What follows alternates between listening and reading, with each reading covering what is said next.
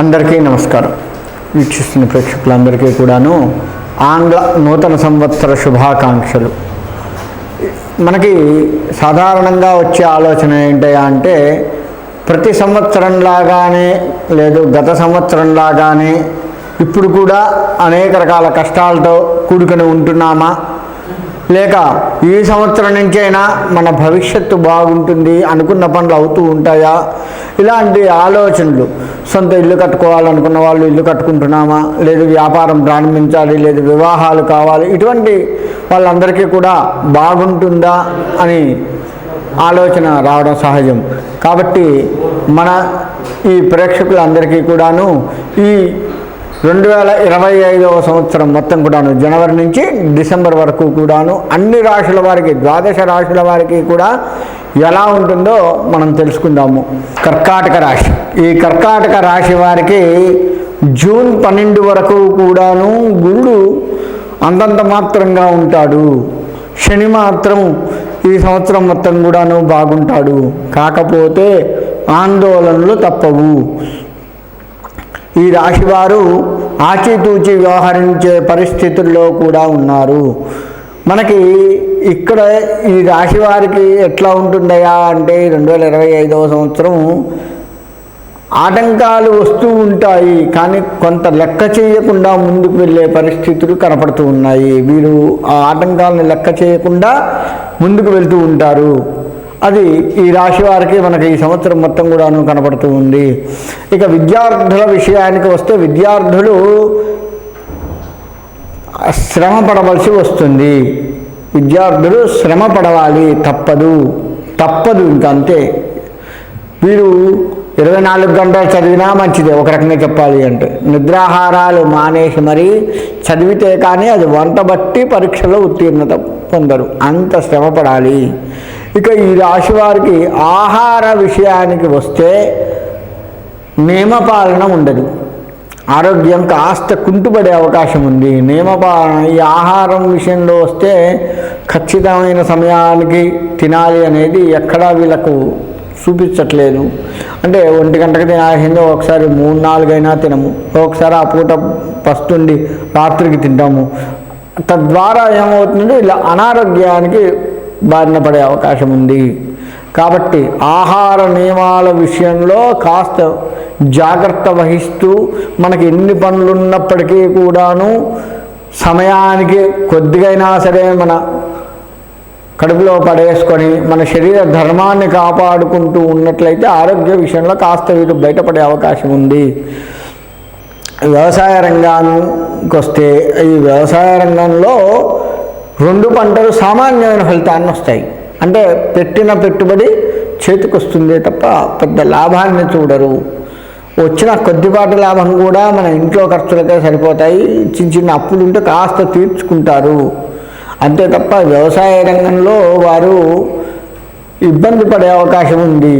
అంటే సామాన్యమైన ఫలితమే వస్తుంది కదా, మరి పెట్టిన పెట్టుబడి వెళ్ళిపోయింది, చిన్నపాటి డబ్బులు వచ్చినాయి అంటే కొంత అప్పులు కట్టుకున్నాము, కొంత ఇంటికి, ఇంకా మన చేతిలో మిగిలేదు ఏముంది, ఏమీ లేదు. మళ్ళీ పెట్టుబడికి వాళ్ళని వీళ్ళని అడగటము, చేయటము, ఈ విధమైనటువంటి పరిస్థితి ఈ రాశి వారికి కనపడుతూ ఉంది. ఇక వ్యవసాయం తర్వాత వ్యాపారము. ఈ వ్యాపార రంగానికి వస్తే వీరు కూడాను కష్టపడవలసి ఉంటుంది. వీరు ఒక్కొక్కసారి వీరి ఆలోచన ఎట్లా ఉంటుంది అంటే, మనం సరైనటువంటి సరుకును ఇస్తే మనకు లాభం రావట్లే కాబట్టి కాస్త నాసిరకమైన సరుకునైనా అంటగట్టి లాభాన్ని చూద్దామా అనే ఆలోచన వస్తుంది. కానీ మీ మనస్సు మీకు హెచ్చరిస్తుంటుంది, మనం చేసేది తప్పు అని చెప్పేసి వ్యాపారస్తులకు మనస్సు హెచ్చరిస్తూ ఉంటుంది. ఆ హెచ్చరించిన మనస్సు మాట వినాలి. అలా విన్నట్లయితే మీకు ముందు కాస్త బాగుండే అవకాశం ఉంటుంది. కాబట్టి ఆ మనస్సు ఇచ్చేటువంటి హెచ్చరికల్ని మనము చూసుకుంటూ దాన్ని, అది కాస్త చెప్పినట్లుగా, వ్యాపార విషయంలో అది చెప్పినట్లుగా కనుక వింటూ ఉన్నట్లయితే వ్యాపారం కాస్త మంచిగా ఉండే అవకాశం ఉంటుంది. ఎక్కడా కూడా మీరు వ్యాపార విషయంలో తప్పుదో పట్టకుండా ధర్మబద్ధంగా వెళ్ళడమే ఉత్తమము. ఇక మనకి రియల్ ఎస్టేట్ రంగానికి వస్తే, రియల్ ఎస్టేట్ రంగం వారికి కూడాను మొదట కాస్త బాగుండకపోయినా తర్వాత ఊపందుకుంటుంది. అయ్యో అనుకుంటున్న పరిస్థితుల్లో ఎక్కడి నుంచో ఒక దగ్గర నుంచి ఈ రియల్ ఎస్టేట్ రంగం వారు ఇంకోటి చేయవలసింది ఏంటంటే 2-3 చోట్ల పెట్టుబడి పెట్టే పరిస్థితి ఉంది.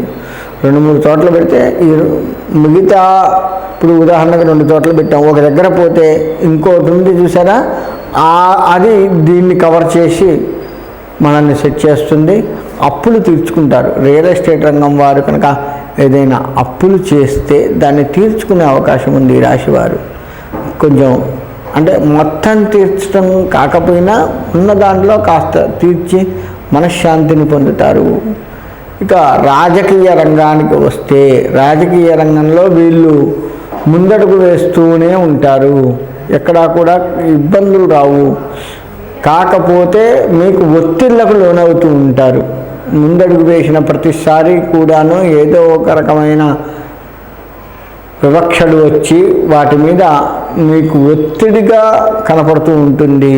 ఆ ఒత్తిళ్ళను తట్టుకోలేక మానసికంగా కుంగిపోతూ ఉంటారు. ఈ రాశివారు ఒక రకంగా చెప్పాలి అంటే మానసిక ఒత్తిళ్లకు బాగా లోనవుతూ ఉంటారు. ఈ అన్ని రంగాల వారు కూడాను మానసికంగా ఈ రాశివారు ఈ సంవత్సరం ఒత్తిళ్లకు లోనవుతూ ఉంటారు. కాబట్టి దాన్ని కాస్త సరిచేసుకోండి. ఎంత ఒత్తిళ్ళున్నా కానీ మనోధైర్యంతో ముందుకు వెళ్ళండి. శ్రమ ఎక్కువగా చేయవలసి ఉంటుంది కాబట్టి శ్రమను కాస్త పెంచండి. ఇప్పటివరకు సుఖపడ్డామేదో కానీ ఇక ఇంత కూడా సుఖపడకుండా కాస్త శ్రమ పడండి. అట్లయితేనే అన్ని రంగాల వారికి బాగుంటుంది. ఇటు వృత్తి ఉద్యోగాలకు కావచ్చు, చదువులు కావచ్చు, వ్యవసాయం కావచ్చు, రియల్ ఎస్టేట్ రంగం కావచ్చు, రాజకీయ రంగం కావచ్చు, ఒత్తిడి ఎక్కువగా ఉంటుంది. కాబట్టి ఆ ఒత్తిడికి అనుకూలంగా మీరు శ్రమ పడుతూ ఉండండి. ఇంత అలసిపోయాం కదా అని చెప్పేసి మధ్యలో దాన్ని వదిలిపెట్టకండి. ఇంత అలసిపోయిన ఫలితం ఉండట్లేదు అని చెప్పేసి వేరే వేరే ఆలోచనలకు పోకుండా దాని మీద కొద్దిగా కాన్సన్ట్రేషన్ చేస్తూ ఒత్తిడి అయితే అయింది, చివరి విజయం నాదే అన్న మనోధైర్యంతో కనుక ముందుకు వెళ్ళినట్లయితే ఈ రాశి వారికి అన్నిటా బాగుంటుంది అని చెప్పబడుతూ ఉంది, అలా కనపడుతూ ఉంది. కాబట్టి ఆ విధంగా వెళ్ళండి.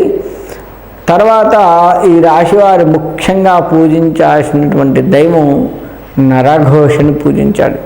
నరఘోష వలన వీళ్ళు ఇన్ని రకాల ఇబ్బందులు పడుతూ ఉంటారు. గుర్తుపెట్టుకోండి.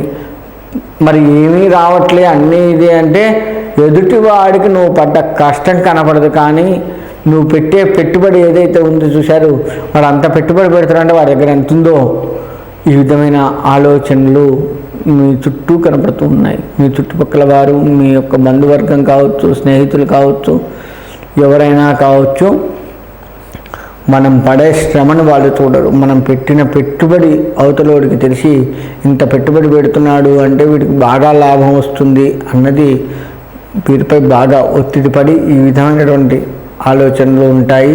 కాబట్టి అటువంటి నరఘోష లేకుండా ఉండేట్లుగా చూసుకోండి. వీలైతే తీర్థయాత్రలు సేవించండి. తీర్థయాత్రల వల్ల వీరికి కొద్దిగా లాభం చేకూరే అవకాశం ఉంటుంది. తీర్థయాత్రల్లో కూడాను శివుడి తీర్థయాత్ర ఎక్కువగా సేవించండి. శివుడు ఉన్న దగ్గరికి వెళ్ళండి. శివుడికి ప్రదక్షిణ నమస్కారాలు చేసుకోండి. శివుడిని మనస్ఫూర్తిగా ధ్యానించండి. వీలైతే ప్రతి సోమవారము శివుడికి అభిషేకం ఓం నమ శివాయ అనుకుంటూ వచ్చి నీళ్లు పోసినా చాలు. ఎక్కడైనా శివలింగం ఉంటుంది కదా, మనం అందరూ అందుబాటులో ఉంటాయి శివలింగాలు. అక్కడ ఓం నమ శివాయ అనుకుంటూ వచ్చి నీళ్లు మనస్ఫూర్తిగా పోసినప్పటికీ కూడాను మీకు కాస్త ఉపశమనం కలిగి మంచిగా ఉంటారు. కాబట్టి అందరూ కూడాను శివుణ్ణి ఆరాధిస్తూ ఈ రాశివారు ఆ యొక్క శివుడి అనుగ్రహంతో సుఖంగా ఉండాలి అని కోరుకుంటూ సెలవు తీసుకుంటారు.